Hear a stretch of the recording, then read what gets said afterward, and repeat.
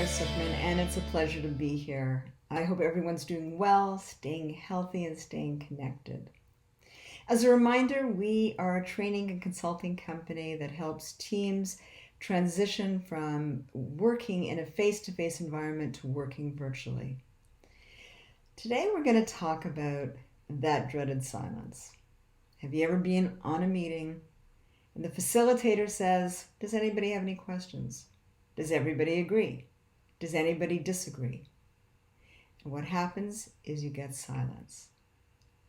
So what can you do instead? You can use language to promote engagement. So what does that look like? So instead of asking the questions like, "Does anybody have any questions? Does anyone agree?" What you can say rather is, "When I first heard this information, these are the questions I had. What might be some of yours?"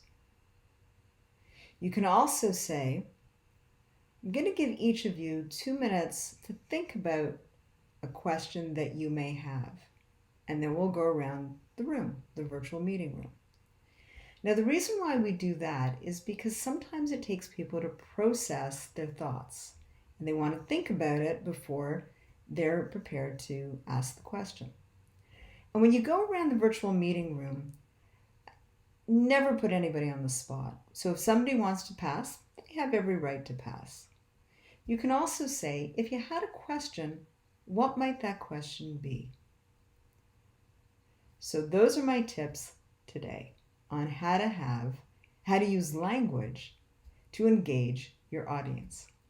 So again, my ask, please subscribe to our YouTube channel. Click the bell to get notifications.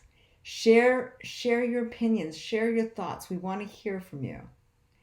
And be good to yourself and be good to others and stay connected. Thank you, and we'll talk soon.